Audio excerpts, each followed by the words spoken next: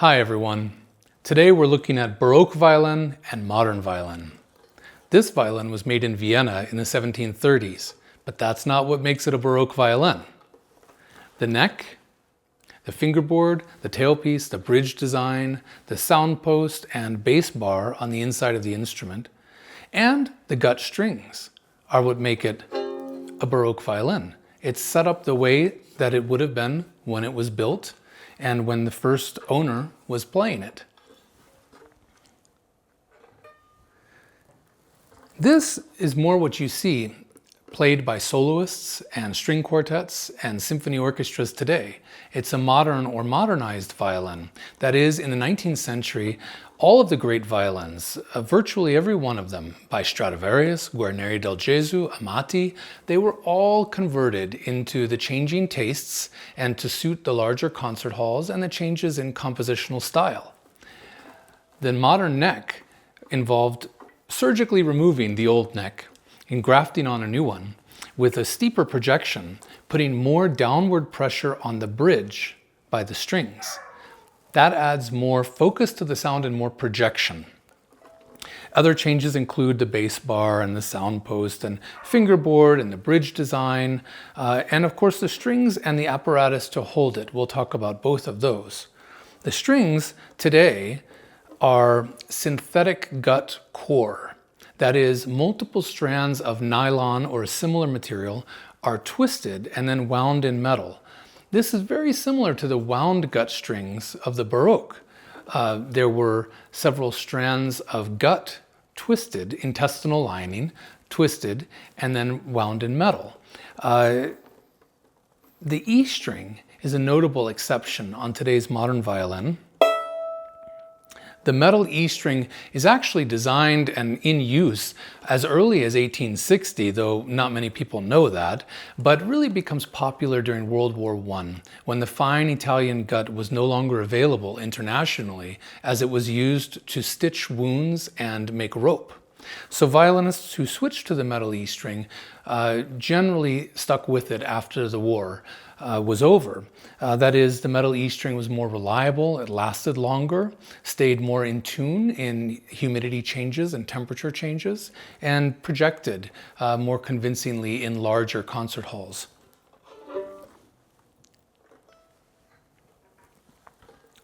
These are sheep gut strings. 3 of them have no metal winding, and then the bottom one does. That's also a gut core with metal winding. I'll demonstrate both of these momentarily. Let's talk a little bit about apparatus. The chin rest really comes about circa 1800, and after 1800 most violinists begin to use the chin rest, and you even see it in treatises and pedagogical method books, that it becomes a part of the changing technique. Paganini did not use a chin rest, but he's a notable exception. He was triple jointed and had a very distinctive way of holding the violin. Not every chin rest looks like this. This is a 19th century chin rest I acquired, and I use it frequently in playing late classical and early romantic symphonic repertoire on period instruments. I love this chin rest. Essentially, it's 2 pieces of wood with some leather and some felt, so it doesn't damage the instrument. The bottom piece rests on the collarbone, just as the violin would without an apparatus. It just makes it a little higher. And the top part basically grabs underneath the jawbone so that in downshifting, that is, shifting this direction, one doesn't pull the instrument off the shoulder, and one doesn't have to clamp with the shoulder and the jaw to hold the instrument in place. In the second half of the 20th century, the shoulder rest is born. And this just clamps onto the instrument and raises it and keeps it in place. It does require a different technique of playing. Those who use shoulder rests tend to support it as such and to move the hand around the instrument. Those who don't use shoulder rests often involve a little more of the hand holding the instrument, such that if I rest the elbow on an imaginary table and I shift upward, the scroll of the instrument goes up. And if I downshift, it goes down. And you can see this type of shifting in the old concert films of the great Jascha Heifetz, for example.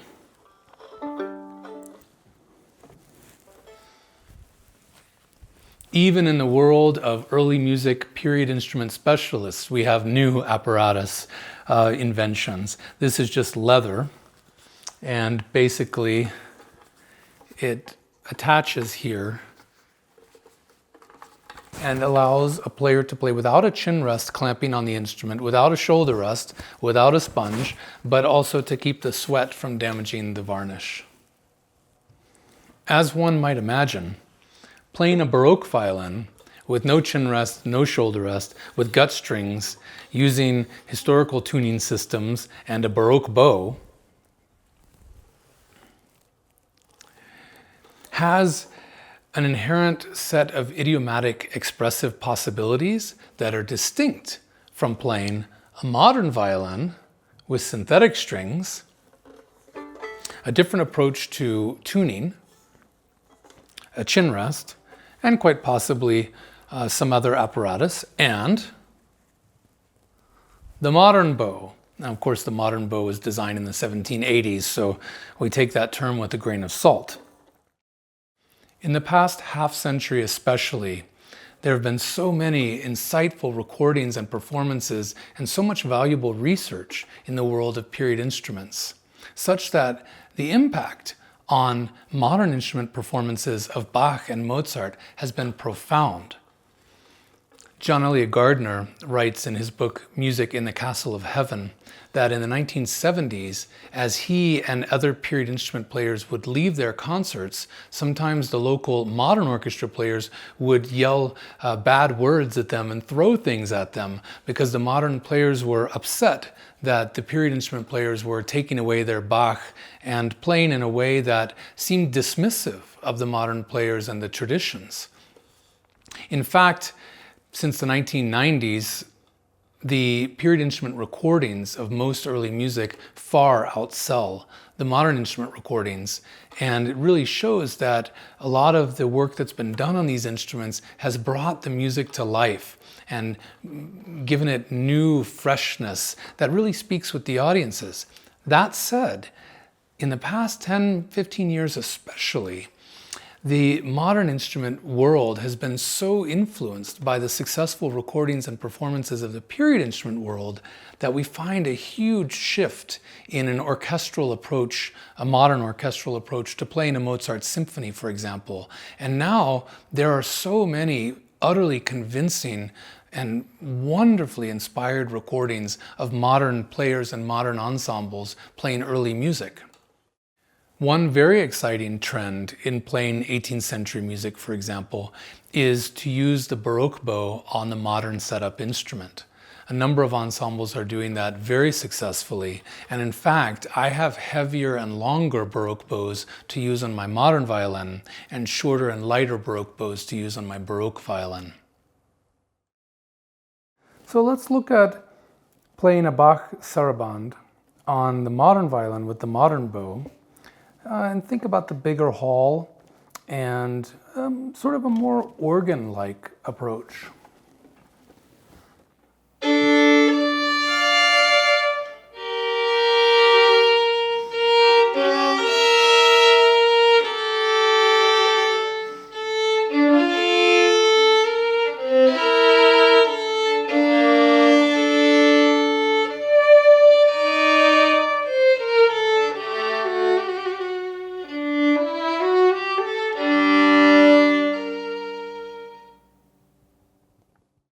And now the same Bach sarabande, but on Baroque violin with gut strings and a Baroque bow.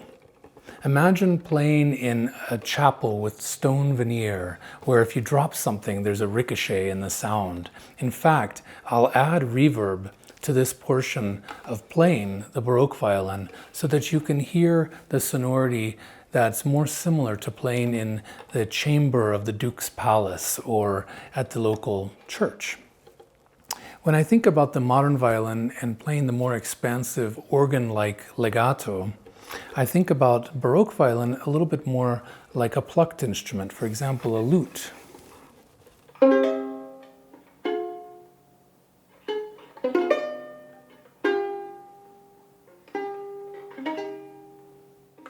and now with the bow in the more arpeggiated fashion.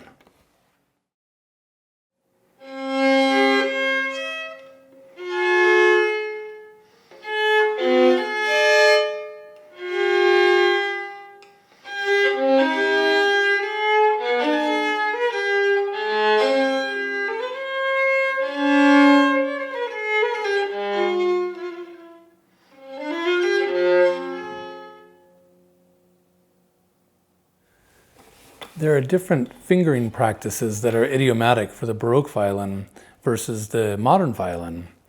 And in fact, there are plenty of old editions of music and treatises of violinists showing us what they did over the centuries. For example, if I play a descending scale,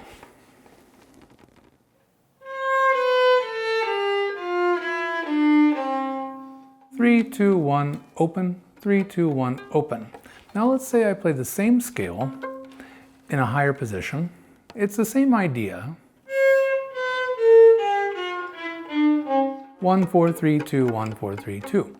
But in fact, to shift without the chin rest, there's a possibility to incorporate open strings in the middle of the passage work, moving the bow to a different string than we would normally use in modern playing. I'll demonstrate left hand and right hand.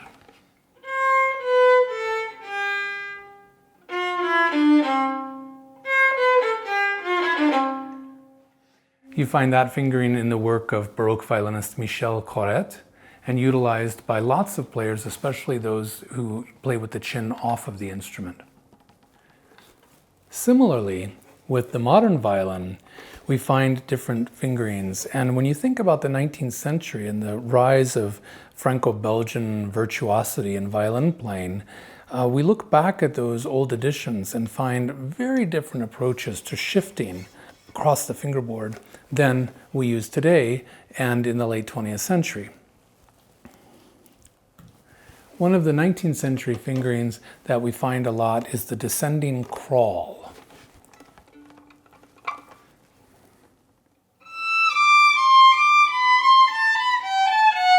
I'll do it again, and it'll be 1, 2, 1, 2, 1, 2, 1, 2, all the way down from here.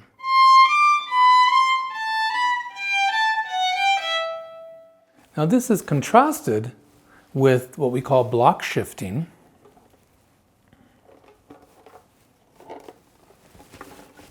And a block shift is where, with a relatively straight wrist, we open the elbow and just shift a long distance.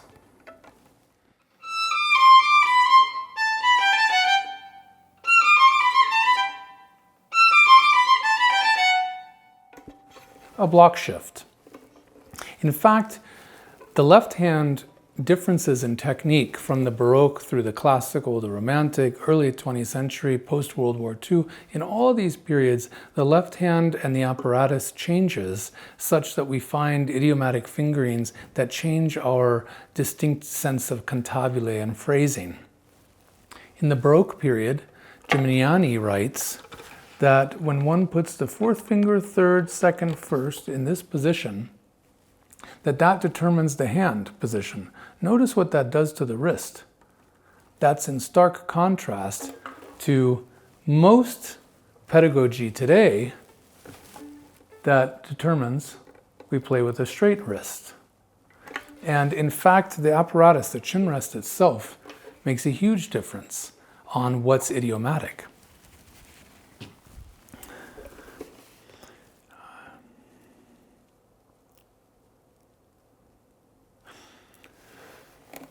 In chordal playing, for example, in Baroque violin playing, you might find the hand position changing quite a bit, the wrist coming in, going out, more like a guitarist. And in fact, most Baroque violinists played the lute and a number of other instruments.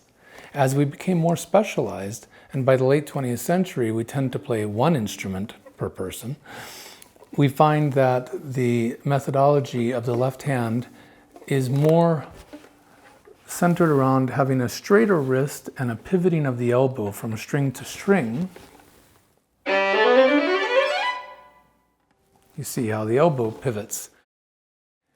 My own studies of period instruments and manuscripts and first editions and primary and secondary sources were concurrent with my modern violin technical development, such that as a teenager, I was encouraged to think about research and period instruments as serving as expressive tools for the imagination. The distinctions between period instruments of the Baroque, classical, romantic eras and the modern instrument as we play it today are exciting coloristic opportunities. I like to imagine a painter's palette and mixing colors, and using a Baroque bow on a modern instrument is one direction, for example, and playing romantic literature with gut strings is another direction, for example. And for me, whenever I discover a practice that was taught in the 17th century, for example, or the 18th century, it adds another expressive device or technical solution for me to consider. As I like to look at the music and the instruments, my colleagues, the acoustic space in which we're playing, and to try to come up with a holistic approach to the music. As we look at the history of recorded music, we find such amazing recordings. One of my favorite recordings of the music of Bach is from the Second World War.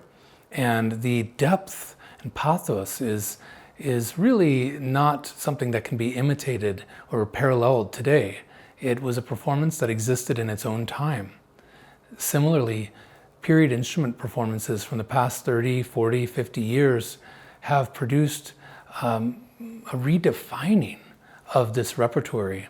Have caused us to reconsider tempos and articulation and gesture in the music.